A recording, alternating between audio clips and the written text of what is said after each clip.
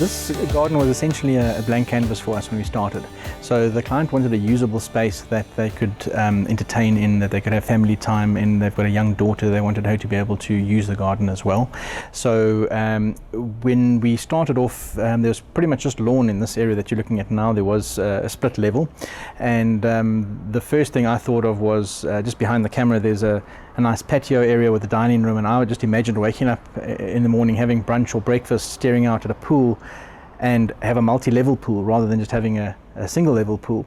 And then of course with entertaining, what better thing to add than a fire pit area or outdoor seating space. So we then designed a outdoor seating area with a mobile fire pit, so that if they wanted to use it for outdoor dining and they needed to move the fire pit, they could quite easily do that, which is something that isn't easily done before. So we started from scratch with that to get that right, and they also like the idea of having a more of a formal garden.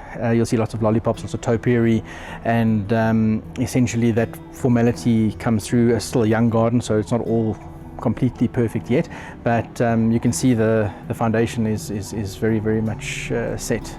So for us, landscaping is not just an outdoor space. For us, it's another room of the house. And it's important to have a blend between the indoors and the outdoors, not to have them like a chess set where it's completely different environments. You want to have a middle ground that when you're in that space, you're not sure if you're in the house or out the house. So in this case, we were quite fortunate in that the client's dining room looks out onto the garden, and he's got folding doors. So when you open those doors, it will really lead you out to the garden. We continue that with a deck, a wooden deck, and then straight to the pool and the entertainment space at the back. So your focal point is the entertainment space behind me, and there's a very smooth transition between the dining room of the house and the outdoor space, and it lends itself to entertaining, to relaxing. It's almost like having your own boutique hotel. And then there's a lot of refinement in terms of the planting. There's a lot of topiary, the trimmed boxed hedges, the lollipops. There's a lot of textural contrast in the plants that we've used, as well as color contrast. So it's an interesting space. There's a lot of detail in terms of some of the you see the trellises as well behind me, the little pots and features and metalwork. There's a lot of detail that goes into such a small space. It's not a quick design or a quick install. It's a lot of energy went in to get it to this point. So initially there was a split level in the garden, but it was just lawn with a retaining wall and another patch of lawn slightly higher.